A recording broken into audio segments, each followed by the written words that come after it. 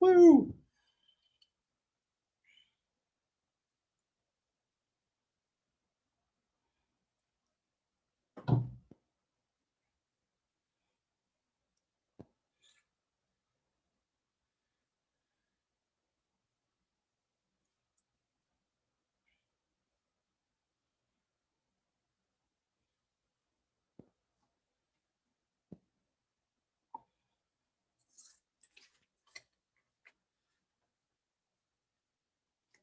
We made it. We made it.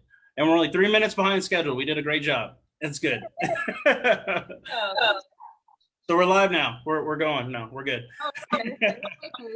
How's your day going? You enjoying the weather, the rain, everything good?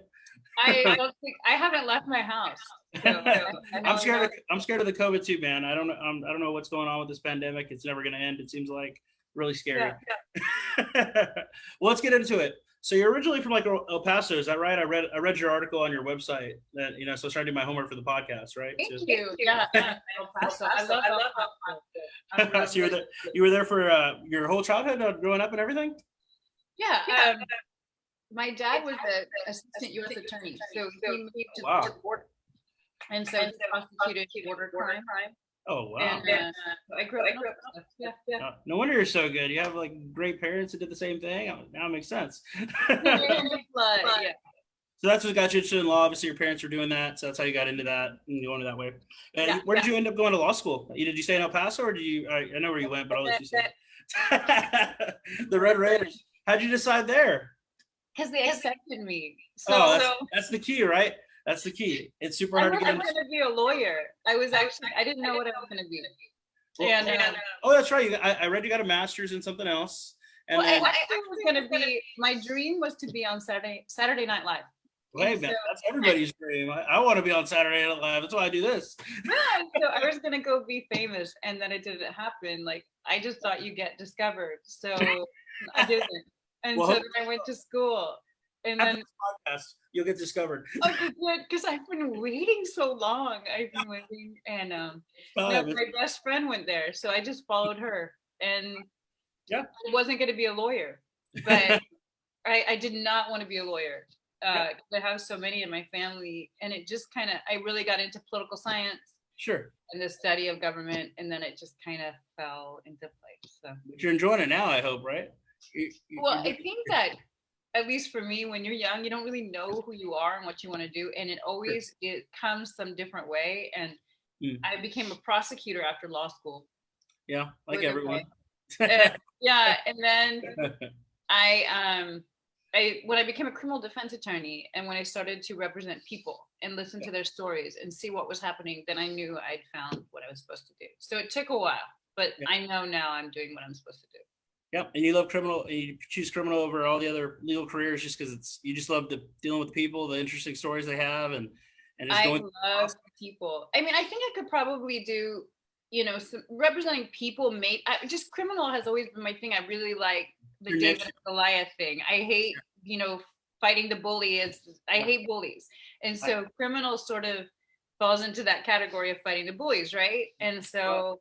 I always say the state's up 21 points before you even start the game. So absolutely, when they walk in, everybody smiles at them, and they got the media on their side. They got everything. They got the judge a little bit kind of leaning that way. Sometimes they look like they wear the white hats, right? So it's a fight. It's the David and Goliath, and I like the fight. Well, tell me a little about your family. I heard your kids are fantastic. I heard from Terry told me that. Did they tell you that? Because I don't know. I just went in the kitchen and they made a huge mess. They are actually here doing. It's not a good time to ask that question. Got you. I have a boy and a girl, and they are 13 and 14. My son is 13. My daughter's 14. And I'm sorry. They thinking about doing law too, or they don't know? My daughter is exactly like me, but she refuses to admit she's like me, and so she says, "I will never be a lawyer." That's never. And I love it. So she might end up a lawyer, and then my son is the opposite of me, and he's really into like math and science, maybe engineer kind of thing. He's real logical and calm, and So when I posted that I was going to interview on Twitter, I had, they asked me some questions that they want me to ask you. So I'm going to pull those up and see what Michelle asked. I think I sent these to you earlier, but let's see. Do you think with the new trend of no real evidence and just allegations and going to not only be hurtful to the average individual accused of a crime, but even more so for powerful men in business or any industry for that matter, that has to deal with the high level of media coverage and the way they like to spin the facts to the public, is that a bad trend? Do you think that's the way that things are going now, or kind of thing like that? So I love the Constitution, right? And I think anything that goes away from the Constitution, where there's no evidence and you can ruin somebody's life with an allegation, and especially like you had mentioned, the media. So the media has a lot of power to ruin people's lives without evidence. And so the fight, unfortunately, especially on my side as a defense lawyer, we wait to fight in the courtroom, but we have to wait. And so there's a lot of damage that can be done prior to that. Yeah, because we don't have it's not a fair battle. They can print what they want, right? You can't say anything back and you wait for your day in court. Oh, it doesn't have to be right. They just print whatever they want to sell the paper. It's crazy. They don't even have the story. And it's kind of just mean and bullying, and that's how I feel about it too. I think it's wrong. I try personally not to pay attention to the media, because I'm trying to focus on, okay, I have my day in court. Or if I do, it kind of fuels me too. And I think with great lawyers like yourself, there is such thing as great lawyers and bad lawyers. So like when you have a great one, you feel a lot more confident going into that courtroom, because when you have not the best lawyer, a little bit more lazy, you're kind of worried that you're already behind 21 points. It's going to be a bad story. So I think everybody's scared already getting accused of a crime. And then if that media is on top of it, it just makes it even worse. And it's just a bad thing. So we need great attorneys like you to keep it fair, keep the playing field equal. With that being said, who do you think is the best defense attorney in Corpus Christi right now? Me? No. Hey, I would agree. No, I think it depends on. I think I try to be very honest about who I am, and I may not be the right fit for everybody, because I will never fight with my client. I make it a rule. Like, we fight the state of Texas. We do not fight each other. So we have to gel, and we have to be honest with each other. And you have to be able to tell me everything, and I have to be able to be honest with you. And then we're a good team. And so the right case, I think I'm not conceited. I don't, there's so many things I can't do, but I'm really proud of of my gift to be able to be people's voices. So I'm good. I think there's a few other people that are really good that I look up to. In different ways. And so my mentors have been Terry Shamsi. Sure. And he seems to really love you. I love him too. We fight like an old married couple in court, but I love his fight and I love his brilliance. I love his work ethic. I love John Gilmore, Jimmy Granberry. They're in my office. They are in different ways sort of like the OGs of the best. Like back in the day, they were the OGs. Well, so I'm in Doug Tinker's old office. Doug Tinker passed away, but I'm in this, like, I just feel like that legacy is so great, and I learned so much. You walk in that door, you feel that power. I love that, and so that's pretty cool. I've been really lucky. Hey, so they mentioned, I guess, David TX41 is his name on Twitter. He wanted to know, he said he was reading an article where you won a case where I guess one of the guys had shot at a cop and got in really big trouble for that, and it was a really high profile case. You ended up winning. Can you tell us a little bit about that without too much of a, too much details? You know what I mean? I know you have to be pretty comfortable with that, but. Well, actually, that's one of I did win that case, and that's one of. That's pretty big. It's a big deal. I think that case really changed me as a lawyer because every sort of odds were against us, and my client was so kind and so loving, and I needed to do a good job for him because we had the truth, and that's it on our side, but we did have courtrooms full of police officers. We had a lot of people rooting against us, but it made the case more important. And it's one of those things that I look back on and I think I just am so blessed to have had that case, to have fought for him. And I read the article. I was super impressed with how you did that. That was pretty awesome. Yeah. Thanks. I think, and so I had a team on that case too. And I want this to be known. Sure. The first bond hearing I had, was full of police officers, and they did not want the bond to be reduced for my client, and they were glaring at me, and some people said some things, and I went to Terry Shamsey and I begged him for help on that case. I said, I'm representing an innocent man, I need your help, and he did. And so I will always be grateful for him for joining me against all those people, and it was a great experience. And I think that CCPD actually changed their policies due to that case. I would agree with that. That was awesome. That it means something to me. Real positive change between both of y'all. It's pretty awesome. Thank you. So I guess that'd be your advice to other lawyers dealing with high profile cases. Just wait for the court date. Don't talk too much to the media. Don't do any of that nonsense. Just wait to fight when it comes down to it, when you're ready for the courtroom. I don't believe we play out our cases in the media. I just personally, it is so much more satisfying to go into the courtroom and kick ass and then go back and say, like in your mind, the evidence came out, and you can't fight the battle to the public. If they choose not to understand, then they choose not to understand. But if 12 people on that jury listen to you and do the right thing, to me, it's so much more satisfying. So I try to stay focused instead of wasting my energy there. I try to stay focused on the case. Sometimes I get distracted. Sometimes I get bothered. I'm not going to lie, but I try to just focus on the case, because that's where you win.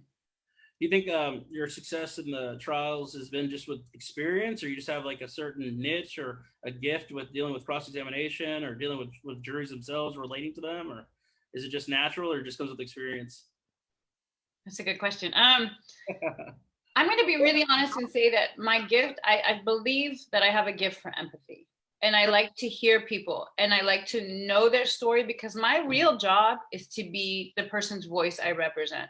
So if I can't listen, if I can't be humble enough to listen, and then I also have this fight in me, and I think I was born this way. I remember just never liking bullies, and that fight has always driven me. And so that combination, and I have a good work ethic. I always tell people, I'll never come to you and say I'm the smartest or I'm the most well-read, but I like people, and I like the story. You will outwork you though. Sorry? You will outwork them though, definitely.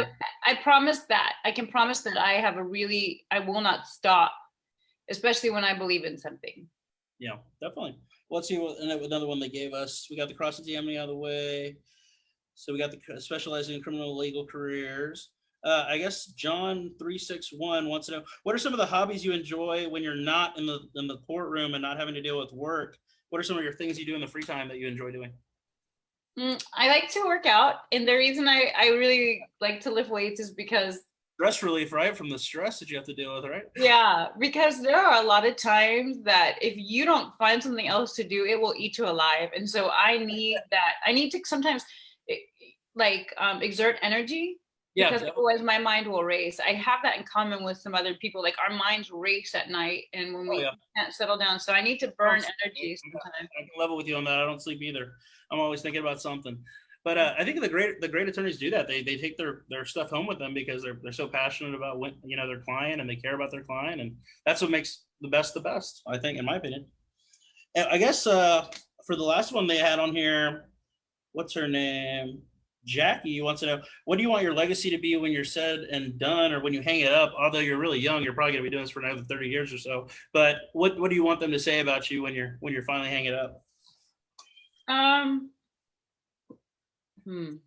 So I hope that I made a difference for a few people. I hope that a couple things. One is that I hope that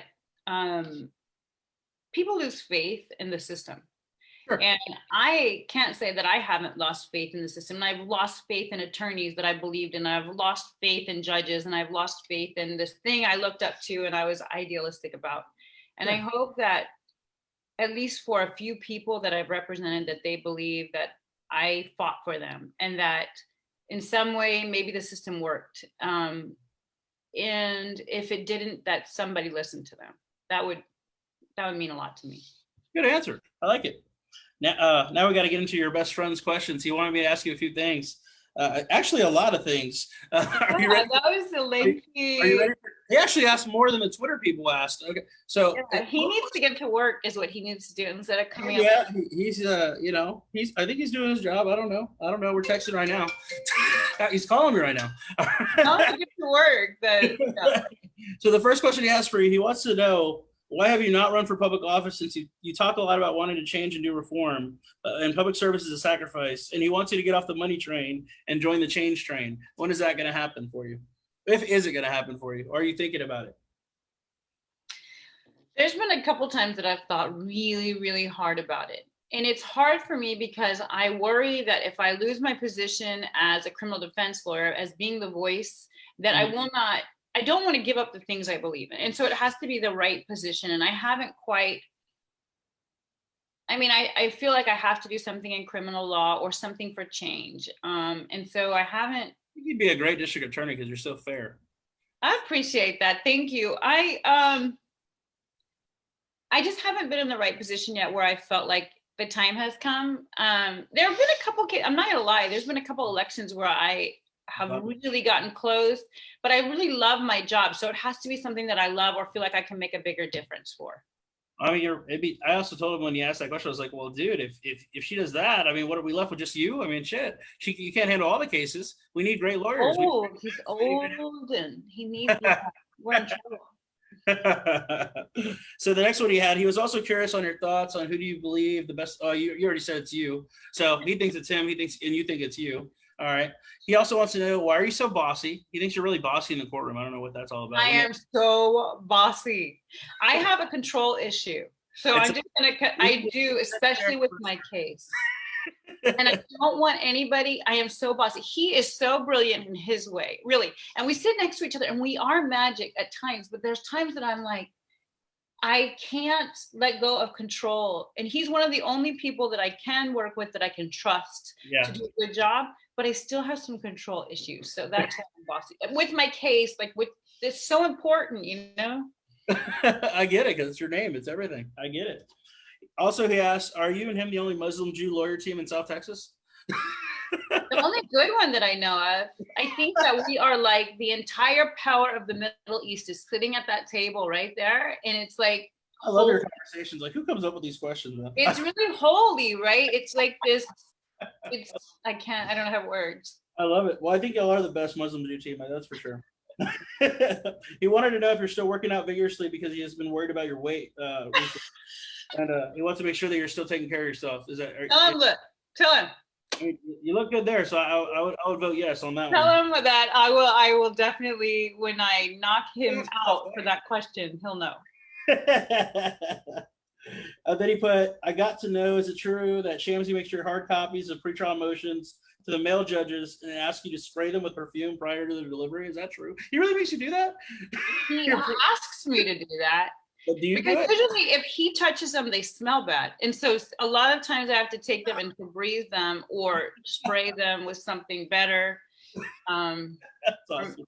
My signature White Rain hairspray. I'm just kidding. That's a joke. I guess this goes back to the Bossy one. He's asked, is it a fact that Shamsi told you to dress a certain way during a trial, including making you wear a push-up bra, and you were offended? But he said he didn't care about your feelings. He said all he wanted to do was win and tell the jury a story. Is that true? Is that serious? He's crazy. That's absolutely 100% true. That story is on the case, right?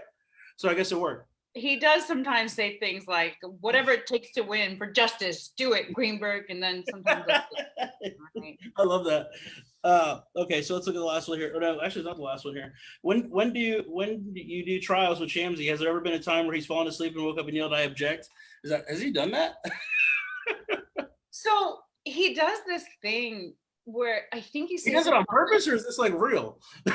No, this is real. I think that either he's old. No, I tease him. I think he stays up all night because I do get his text messages during trial, like at 2 a.m., 3 a.m. I think his mind goes really fast. I don't even think he sleeps before he goes to court. I think he just goes straight into court. I assume.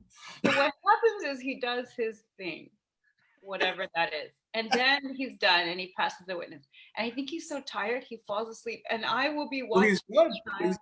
And then I'll kick him, like, get up. It's our object. And then he will. That's me being bossy too. Like, object.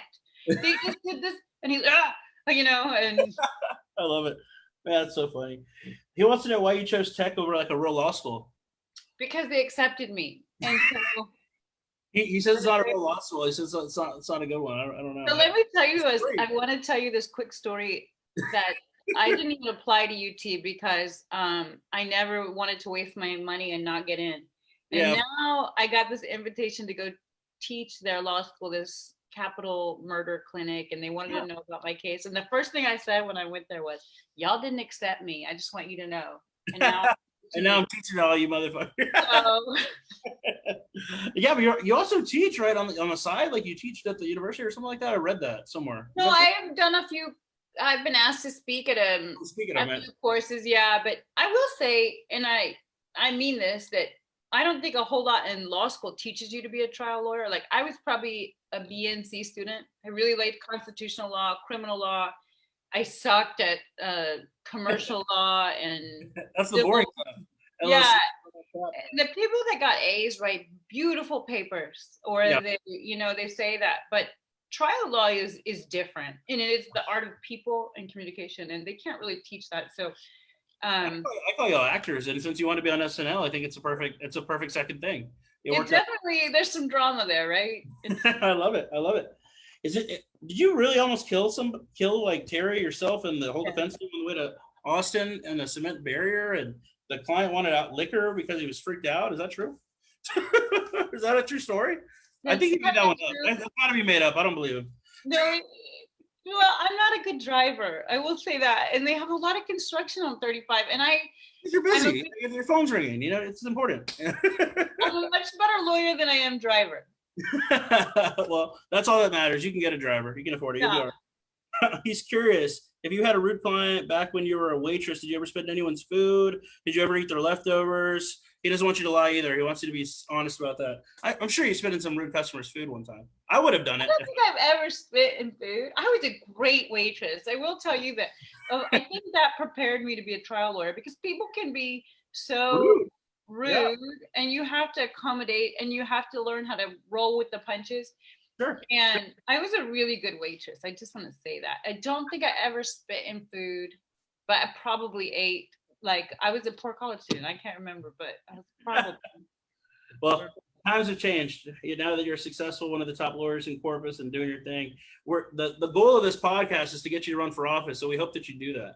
That was all. There's the whole setup. The questions are just the questions. Those were just to get to the whole thing of you running for office. That's what we want to happen. So we need you to do that. We need change here. We really need change here. All right. So, but thank you so much, Lisa, for being on. We appreciate your time. We know you're busy.